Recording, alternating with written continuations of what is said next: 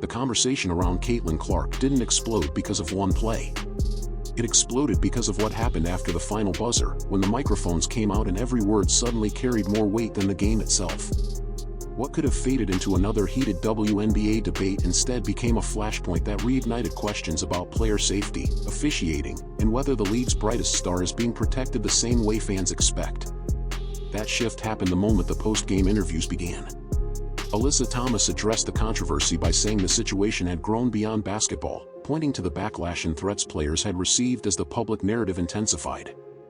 At nearly the same time, SOPHIE Cunningham offered a very different perspective, saying that if her team had recognized the contact in real time, they would have defended Clark, while arguing that officials have repeatedly failed to protect her.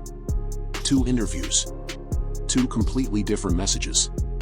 One debate that suddenly became impossible to ignore. This is where everything changed. People weren't arguing about a single foul anymore. They were dissecting every facial expression, every pause, every sentence, trying to decide who was standing up for the game and who was avoiding accountability. Supporters on both sides immediately found clips that reinforced their beliefs, while critics did exactly the same. Within hours, the discussion had moved far beyond one possession and transformed into something much larger than the box score. And that's what makes this moment so fascinating. It isn't simply about what happened on the court. It's about what those reactions revealed. In a league experiencing unprecedented attention, every incident involving Caitlin Clark now feels like a test, not just for the players, but for the officials, the media, and the league itself. That is why one interview didn't end the conversation. It restarted it. To understand why those interviews struck such a nerve, it's important to look at everything that had been building long before that particular game. Caitlin Clark entered the WNBA carrying an unprecedented level of attention. Every arena she visits is packed, television ratings continue to climb, and every possession she plays is watched frame by millions of fans. That kind of spotlight changes everything. Routine moments suddenly become national talking points, and physical plays that might have passed unnoticed a few years ago now dominate headlines for days. As Clark's popularity has grown, so has the debate surrounding the way opponents defend her. Many fans argue that she absorbs more hard contact than most players and that officials haven't done enough to establish consistency. Others counter that the WNBA has always been a physical league and that Clark is simply experiencing the same intensity every elite player eventually faces. Those competing viewpoints have existed for months, creating an atmosphere where every whistle, and every missed whistle, is instantly dissected from every possible angle. That pressure doesn't stop with the referees. Players know that a single collision involving Clark can become the defining image of an entire game. Coaches understand that every post-game comment will be analyzed for hidden meaning. Television analysts replay the same sequence repeatedly, while social media users slow clips down frame by frame, searching for evidence that supports their side of the argument. By the time this latest incident unfolded, emotions were already running high. The foul itself became only part of the story. The real tension came from everything people believed it represented, making the reactions afterward feel just as significant as the play that started the conversation. Then came the moment that pushed the conversation into an entirely different direction. When Alyssa Thomas faced reporters, she didn't focus only on the foul itself. Instead, she addressed the wave of criticism that had followed, saying the narrative had grown beyond basketball and expressing concern about the threats and hostility that players had received in the aftermath. From her perspective, the discussion had reached a point where the attention surrounding the incident was overshadowing the game itself. For some viewers, those comments sounded like an attempt to bring the temperature down. They believed Thomas was emphasizing that no player should face harassment over what happens during a basketball game. Others heard something completely different. Critics argue that her remarks failed to acknowledge why so many fans were upset in the first place, leaving the impression that the focus had shifted away from the play that sparked the controversy. That difference in interpretation is where the story became far more complicated. Not long afterward, SOPHIE Cunningham added her own perspective, and it immediately fueled another round of debate. She explained that neither she nor her teammates recognized the play as it happened in real time, but she also made it clear that, had they seen it, they would have defended Clark. Cunningham went even further, arguing that Clark deals with this type of physical treatment regularly and that the league and its officials have not done enough to address it. Those comments resonated with fans who have spent months arguing that Clark receives unusually physical defense. To them, Cunningham wasn't simply defending a teammate, she was voicing frustrations that had been building throughout the season. Others, however, viewed the remarks as another example of how every incident involving Clark quickly grows into a broader controversy. And that's why these two interviews became inseparable. One centered on the consequences of the public reaction. The other focused on the physical play that started it. Neither statement erased the other. Instead, together they created two competing narratives that continue to shape one of the most closely watched conversations in women's basketball. Once those interviews began circulating, the discussion spread far beyond the players involved. Television panels replayed the sequence repeatedly, sports podcasts broke down every quote, and social media quickly divided into competing camps. The game itself almost disappeared from the conversation. Instead, the spotlight shifted to how people interpreted the reactions, with every clip generating thousands of new opinions within minutes. Some viewers focused on Alyssa Thomas's demeanor during her media appearance, arguing that her comments reflected frustration with the level of attention surrounding the incident rather than the basketball play itself. Others believed her response lacked the acknowledgement they expected after such a controversial moment, interpreting her words as dismissive of the concerns many fans had raised. The same interview produced two completely different conclusions depending on who was watching. Sophie Cunningham's remarks created a similar divide, but for different reasons. Supporters praised her willingness to publicly defend Caitlin Clark and speak openly about what she viewed as a pattern of excessive physical play. Critics, however, questioned whether her comments risked escalating an already emotional situation instead of helping calm it. The contrast between those interpretations only intensified the debate. Body language became part of the story as well. Viewers analyzed facial expressions, pauses, and tone of voice almost as carefully as the words themselves. Every hesitation was labeled intentional by one side and meaningless by the other.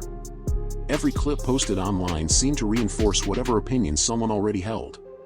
And that's where social media transformed a basketball controversy into something much bigger.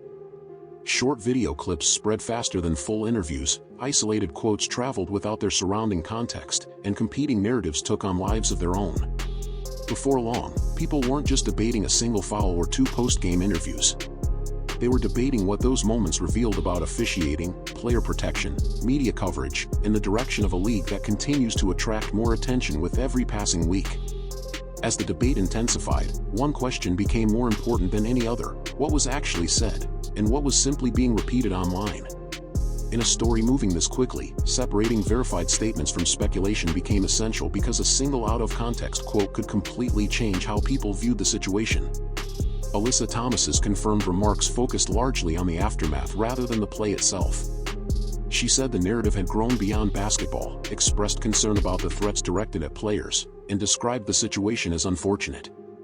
She also stated that many involved were being portrayed negatively because of the incident. Those comments were made publicly and can be evaluated on their own merits. Sophie Cunningham's confirmed comments took the discussion in a different direction. She explained that neither she nor her teammates noticed the controversial play as it happened, adding that if they had seen it in real time, they would have defended Caitlin Clark. Cunningham also argued that Clark regularly receives this kind of physical treatment and criticized the league and its officials for not doing enough to protect her. Beyond those verified statements, however, the online conversation became far more complicated.